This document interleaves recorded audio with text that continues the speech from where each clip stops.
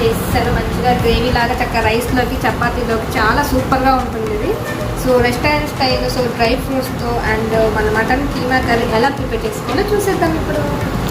First అయితే దీనికోసం masala prepare చేసుకుందాము. సో ఫస్ట్ మిక్సీ జార్లో కొన్ని అల్లం ముక్కలు అండ్ అలాగే వెల్లుల్లి రెబ్బలు యాడ్ చేసుకోండి. అండ్ అలాగే 1 గ్రీన్ చిల్లీ, పచ్చిమిర్చి ఒకటి యాడ్ చేసుకోండి. ఆనియన్స్ తర్వాత యాడ్ చేసుకుందాం. సో దీంట్లో ఇప్పుడు ఇంకా ధనియాలు కూడా యాడ్ చేసుకోండి కొన్ని.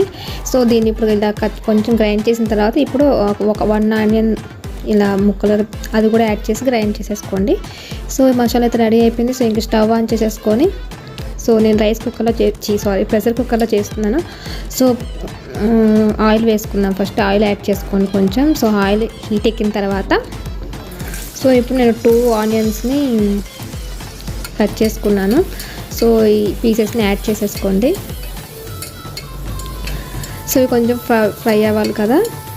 ఇవి కొంచెం ఫ్రై అయిన తర్వాత ఇప్పుడు మనం మసాలా ప్రిపేర్ చేసుకున్నాం కదా ముందుగా. సో దీన్ని కూడా వేసేసుకున్నాము. సో ఈ మసాలా అంతా ఆ పచ్చివాసన అంతా పోవాలి కదా. సో ఆ పచ్చివాసన అంతా పోయే వరకు ఫ్రై చేసుకున్నాము.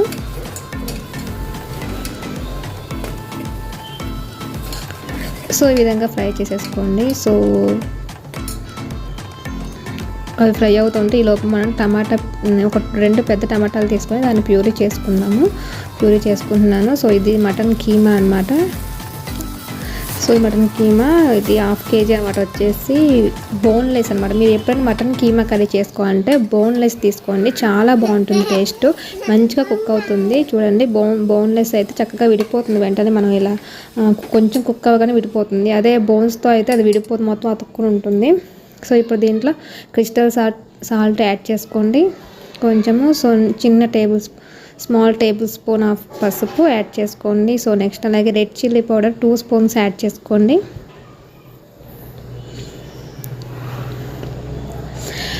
ఇప్పుడు వీటన్నిటిని మిక్స్ చేసేసుకోండి ఒకసారి. ఇలా చక్కగా కలిపేసుకోండి. సో చూడండి, మొత్తం విడిపోయింది, చక్కగా విడిపోయింది చూడండి అప్పుడే. సో ఇది మనకి నాన్ వెజ్ ఏదైనా సరే కొంచెం స్మెల్ వస్తుంది కదా, అసలు స్మెల్ లేకుండా వండుకోవాలంటే ఇలా కుక్ చేసుకోవాలి. ఒక 10 మినిట్స్ అయినా సరే మనం మూత పెట్టకుండా కుక్ చేసుకోవాలండి ఏదైనా ఫ్రాన్స్గా. సో ఇప్పుడు మనం డ్రై ఫ్రూట్స్ యాడ్ చేసుకున్నాం. దీంట్లో బాదం, కాజు, పిస్తా ఈ 3 డ్రై ఫ్రూట్స్ని నేను ఇలా యాడ్ చేసేసాను. డ్రై ఫ్రూట్స్ వేసుకుంటే చాలా బాగుంటుంది నాన్ వెజ్లో. అండ్ అలాగే ముఖ్యంగా దీంట్లో అయితే ఇంకా బాగుంటుంది మటన్ కీమాలో. సో నెక్స్ట్ ప్యూరీ చేసుకున్నాం కదా టమాటాస్ ఇందాక, దాన్ని కూడా యాడ్ చేసేసుకుందాం. ఆ ప్యూరీని కూడా యాడ్ చేసేసుకొని ఒకసారి అంతా మిక్స్ చేసేసుకోండి. సో చాలా అంటే చాలా టేస్టీగా ఉంటుంది ఇలా డ్రై ఫ్రూట్స్, ఇలా టమాటా ప్యూరీ వేస్తే. సో చక్కగా ఇలా కుక్ అవుతుంది. మూత పెట్టకుండా చూడండి నేను ఎంతసేపు కుక్ చేసుకుని ఇవన్నీ వేసుకొని ఒక 10 మినిట్స్ వరకు మనం మూత పెట్టుకుని ఆ స్మెల్ పోయే వరకు. సో ఇంకొంచెం వాటర్ అనేది యాడ్ చేసేసుకోండి. సో మొత్తం ఒకసారి మిక్స్ చేసేసుకొని ఇప్పుడు కుక్కర్ మూత పెట్టేసుకుంటున్నాను. సో 3 విజిల్స్ వస్తే సరిపోతుంది అనమాట. లేతదైతే 3 విజిల్స్ సరిపోతుంది. సో నేను 3 విజిల్స్ వేయించాను చూడండి.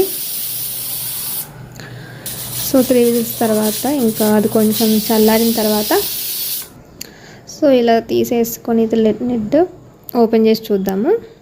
కొంచెం చల్లారిన తర్వాత తీసాను. సో చూడండి చక్కగా కుక్ అయిపోయింది. సో వాటర్ కూడా మొత్తం పీల్చిపోయి వాటర్ కూడా ఏం లేవు, కరెక్ట్గా కుక్ అయిందనమాట. సో ఇప్పుడు దీంట్లో మళ్ళీ స్టవ్ ఆన్ చేసుకొని ఇంకా దీంట్లో మనం ఫైనల్గా గరం మసాలా యాడ్ చేసుకోవాలి. సో కొంచెం గరం మసాలా యాడ్ చేసుకోండి. ఒక 1/2 table spoon garam masala add చేసుకొని మిక్స్ చేసేసుకుందాము. సో చాలా అంటే చాలా టేస్టీగా ఉంటుందండి. మీరు ఫ్రాన్స్ కానీ ఫిష్ కానీ కొంచెం స్మెల్ వస్తుంది అనుకుంటాం, కర్రీస్ ఉన్నప్పుడు స్మెల్ వస్తూ ఉంటుంది. సో ఫైనల్గా కొత్తిమీర యాడ్ చేసుకోండి. సో ఆ స్మెల్ పోవాలంటే ఏం లేదు, మీరు ఏ కర్రీ అయినా సరే మూత తీసి ఆ స్మెల్ పోయే వరకు మూత తీసి ఉంచే మనం కర్రీని చేసుకోవాలి. స్మెల్ పోయింది అనుకున్న తర్వాత మనం మూత పెట్టుకోవాలి.